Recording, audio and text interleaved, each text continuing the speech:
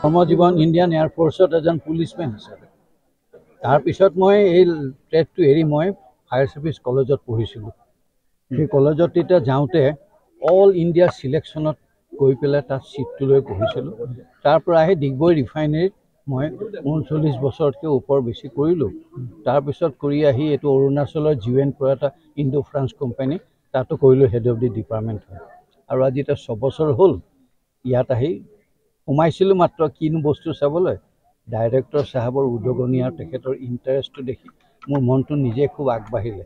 এতিয়া মই অৰুণাচলৰ ডিছকণ্টিনিউ কৰি ইয়াতে আৰু এতিয়া 6 বছৰ সোমাই আছোঁ। আৰু মই যিখিনি ৰাইজৰ সহযোগটো আৰু আমাৰ ল'ৰা ছোৱালীৰ ইণ্টাৰেষ্টটো পাইছোঁ, মোৰ বেছি ভাল লাগিছে কাৰণে এতিয়া এনেকুৱা এটা কৰি আছোঁ।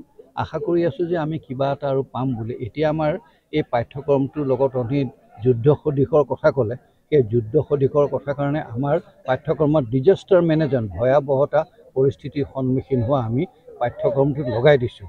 তাৰ লগে লগে আমি SDRF আৰু NDFৰ লগতো আমি যোগাযোগ হৈ গ'ল। তেওঁলোকে একেবাৰে আচল ইমাৰ্জেঞ্চিত তেওঁলোক আগত থাকে। আমাৰ গুৱাহাটীতে বহুত চেণ্টাৰ হৈ গ'ল। SDRF আৰু NDFৰ লগত আমাৰ এটা যোগাযোগ চলি আছে। তেতিয়া তেওঁলোকে যেতিয়া আমাক মাতিব, আমাৰ কেণ্ডিডেটবিলাক যোৱাৰ কাৰণে অলপ চেষ্টা চলাম, তেতিয়া আমি আশা কৰিছোঁ আৰু কিবা এটা হ'ব। তাৰ লগে লগে কিন্তু আপোনালোক সকলোকে ৰাইজৰ সহযোগটো আৰু আপোনালোকক সহযোগটো দিবৰ কাৰণে আমি আপোনালোকক ৰিকুৱেষ্ট কৰিলোঁ। আৰু আশা কৰোঁ যে এই আজিয়ে নহয় আৰু বোলে আজি গ'লোঁ আৰু যা গৰু মৰিল কুকু সৰিল, এনেকৈ নহয়। মাজে মাজে আমি যেতিয়া মাতিম আহি থাকিব লাগিব। আমাৰ নৰ্থ ইষ্টাৰ্ণ ফায়াৰ ছাৰ্ভিচ একাডেমীখনৰ পৰা প্ৰায় আজিৰ ডেটলৈকে আপোনাৰ 90% ইয়াৰ পাছিং আউট ছাত্ৰ ছাত্ৰীয়ে চাকৰি পাবলৈ সক্ষম হৈছে, সংস্থাপন পাইছে আপোনাৰ। আৰু লগতে আমি যিকোনো আমাৰ দেশত যদি ইমাৰ্জেঞ্চি চিটুৱেশ্যন আহে, তো আমি তাৰ কাৰণে যেনেকৈ আপোনাৰ লাষ্ট যেনেকৈ ৱাৰ হৈছিলে আমাৰ পাকিস্তানৰ লগত, তো মই আশা ৰাখিছোঁ আমাৰ যিবিলাক ট্ৰেইনিছ বুলি আমাৰ কয়, আমাৰ কেডাৰ আমি 500 যোৱা বছৰৰ পৰা 500 কেডাৰ্ছ আমি ট্ৰেইনিং দি আছোঁ। তো যিকোনো ইমাৰ্জেঞ্চি চিটুৱেশ্যনত আমাৰ দেশৰ কাৰণে যদি সেৱা আগবঢ়াব লাগে, তো মই ভাবোঁ আমাৰ আমাৰ এই কেডাৰখিনিয়ে যথেষ্ট এইখিনিত আগবঢ়াব পাৰিব বুলি আশা ৰাখিছোঁ। আৰু আপোনাৰ যিটো আজিৰ ডেটত আপুনি জানে যে ফায়াৰ ছেফটিৰ যিটো আপোনাৰ ডিমাণ্ড, কাৰণ ডিমাণ্ড ইজ ডেট। কাৰণ আজি সঁচাকৈ মানুহ ঘটনা হোৱা পাছতে উপলব্ধি হয়, কিন্তু ঘটনা নহওক।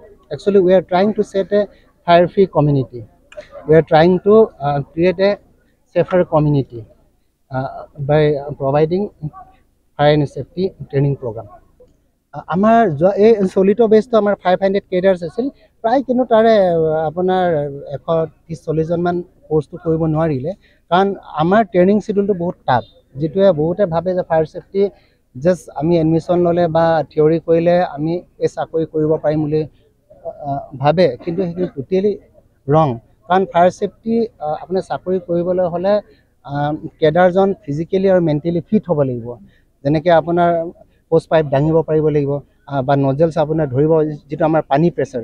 চ' আমাৰ যিটো ফায়াৰ ছেফটি প্ৰফেশ্যনত আপোনাৰ ফিজিকেল ট্ৰেইনিং ডেইলি ৰাতিপুৱা 4টা বজাৰ পৰা আমাৰ ট্ৰেইনিং আৰম্ভ হয়, PT প্ৰেড। আকৌ আপোনাৰ 9:30-10:30 বজাৰ পৰা আকৌ থিয়ৰী প্ৰেক্টিকেল সমান্তৰালে। এক গ্ৰুপ আপোনাৰ প্ৰেক্টিকেল, এটা গ্ৰুপ হ'লে আপোনাৰ থিয়ৰী। আকৌ গধূলি 6 to 8 আমাৰ যিটো আমাৰ ৰিভাইজ কৰা হয়। আকৌ 10টা বজাৰ আগত আমাৰ মোবাইল জমা লোৱা হয়। সেইটো কাৰণে বহুত ছাত্ৰ ছাত্ৰীয়ে মানে সন্তুষ্ট নহয়, কাৰণ মোবাইল নহ'লে টোপনি নাই। এনেকৈ লাষ্ট ইয়েৰ বহুত কমপ্লেইন আহিছে। মই আশা ৰাখিছোঁ এবাৰ যদি আপোনাৰ কোনোবাই যদি ফায়াৰ ছেফটিত, অকল ইয়াতে আমাৰ একাডেমিতে বুলি নহয়, বা ফায়াৰ ছেফটি প্ৰফেশ্যনত বা পুলিচত আৰ্মিত যাবলগীয়া মানুহ, দেশৰ কাৰণে ছাৰ্ভিচ আগবঢ়াবলগীয়া মানুহ একমন কৰি পেলাই একমত হৈ আহিব লাগে, এটা লক্ষ্য উদ্দেশ্য লৈ আহিব লাগে। আৰু নিজকে এজন মানে ফিজিকেলি আৰু মেণ্টেলি এজন ষ্ট্ৰং পাৰ্চন হিচাপে আপোনাৰ গঢ়ি তুলিব পাৰিব। হয়, আমি আৰম্ভণিৰ পৰাই আপোনাৰ প্ৰত্যেক বছৰে যেনেকৈ আমি যোৱা বছৰ তাৰ আগবছৰ যেনেকৈ আমি 10জন, আকৌ আপোনাৰ 10জন, তেনেকৈ আমি কেতিয়াবা আমি আগৰ বছৰ 5জন, যিবিলাক আপোনাৰ BPL লাইন মানে আপোনাৰ দৰিদ্ৰ সীমা ৰেখাৰ তলৰ ছাত্ৰ ছাত্ৰীক আমাৰ ফালে এই বছৰ আমি পদক্ষেপ লৈছোঁ যে 5জন ছাত্ৰ ছাত্ৰীক আমি বিনামূলীয়াকৈ পঢ়াই ক'ৰবাত সংস্থাপন এটা দিয়াৰ ব্যৱস্থা কৰিম বুলি আমি